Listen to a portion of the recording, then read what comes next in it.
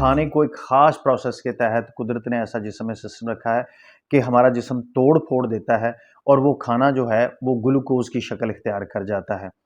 اور وہ گلوکوز جو ہے جب ہمارے جسم میں پیدا ہو جاتا ہے تو ہمارے لبلبے کو آرڈر ملتا ہے کہ انسولین ریلیز کرو، اور ہمارا لبلبا انسولین ریلیز کرتا ہے، اور اس شوگر کو وہ لے کے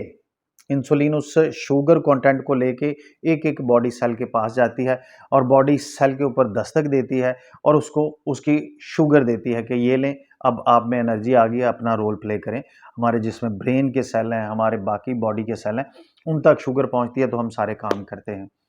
یہ ایک نارمل پروسیس ہے، لیکن جب آپ ہر وقت کھاتے ہیں، بار بار کھاتے ہیں، سنیکنگ ٹائم آپ کا بڑھ گیا ہے، تو جتنی دفعہ آپ کھائیں گے اتنی دفعہ آپ کا برین لبلبے کو آرڈر کرے گا، اتنی دفعہ انسولین پیدا ہوگی، اور اتنی دفعہ وہ انسولین آپ کی شوگر کو لے کے آپ کے باڈی سیل کے پاس جائے گی، اور پھر کیا ہوگا کہ جب وہ مسلسل جائے گی تو آپ کے باڈی سیل کی ایک کیپیسٹی ہے، جب وہ شوگر سٹور کرتے کرتے اس لیول تک پہنچ جائیں گے کہ وہ آپ کی باڈی کے فیٹ سیل بن جائیں گے، یعنی کہ آپ کی جسم میں موٹاپا آنا شروع ہو جائے گا، تو آپ کے باڈی سیل پھر اس شوگر کو جو انسولین کے سیل لے کے آتے ہیں وہ ایکسیپٹ نہیں کرتے، یعنی کہ آپ کے سیل کے اوپر لاک لگ جاتا ہے، اور انسولین چونکہ اس کی چابی ہے تو وہ پھر انسولین سے کھلتا نہیں ہے، اس کو بولتے ہیں انسولین ریزسٹنس۔ تو اب کیا ہے کہ وہ جو شوگر آپ کے سیل نے نہیں لی وہ آپ کی بلڈ میں چلی جاتی ہے، اور پھر کہتے ہیں کہ اس کو شوگر ہوگی، اور جب بلڈ میں چلی جاتی ہے تو پھر آپ کے لیے بہت سارے پرابلم کریٹ کرتی ہے۔ تو اب یہاں سے آپ نے ریورس کیسے ہونا ہے کہ جب آپ بار بار سنیکنگ نہیں کریں گے، کہ آپ کہتے ہیں بڑے فخر سے مجھے تو ہر 2 گھنٹے بعد کھانا ہوتا ہے، مجھے تو ہر گھنٹے بعد کچھ نہ کچھ کھانا ہوتا ہے، اس کا مطلب یہ ہوتا ہے کہ آپ اپنے جسم میں کھانا ڈال رہے ہیں اور کھانا گلوکوز میں کنورٹ ہو رہا ہے، اور برین آپ کے لبلبے کو آرڈر کر رہا ہے کہ انسولین پیدا ہو، اور انسولین بار بار پیدا ہو رہی ہے، اور اس کی وجہ سے پھر انسولین ریزسٹنس پیدا ہو رہی ہے، اور اس کا رزلٹ یہ آتا ہے کہ آپ کے انسولین سپائک، آپ کے شوگر سپائک آتے ہیں باڈی میں،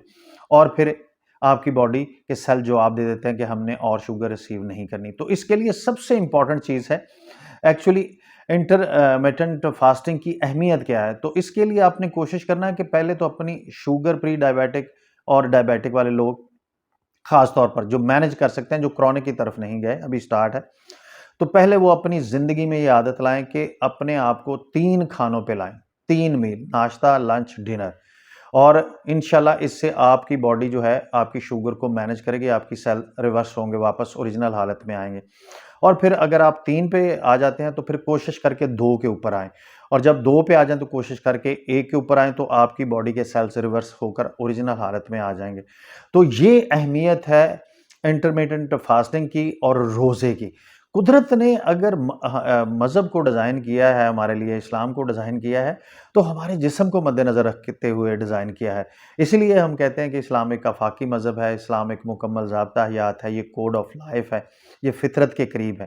تو مطلب یہ کہ آپ کوشش کریں کہ کھانے سے اپنے آپ کو آزاد کریں، کہ ہر وقت کھانا کھانا، یہ کھانا وہ کھانا، یہ آپ کو لے ڈوبے گا۔ یہ ان لوگوں کے لیے ہے جو وائٹ کالر ہیں، جو کھانا کنزیوم کرتے ہیں، جو مزدور طبقہ ہے، جو کام بہت کرتا ہے،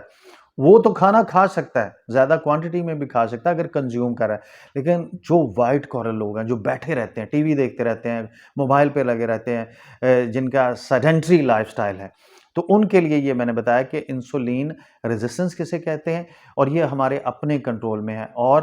بنیادی طور پر آپ نے کیسے انٹرمیٹنٹ فاسٹنگ سے فائدہ اٹھانا ہے۔ تو دوستو کوشش کیجئے کہ یہ جو اللہ تعالیٰ نے ہمیں عقل اور شعور دیا ہے، ہم اپنی زندگی میں اس کو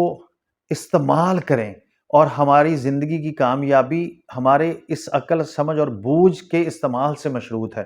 اور اس کا استعمال ہی ہماری زندگی کو جسمانی، روحانی اور اخلاقی طور پر خوبصورت بناتا ہے۔ خوش رہیے، خوش رکھیے، آمین ثم آمین۔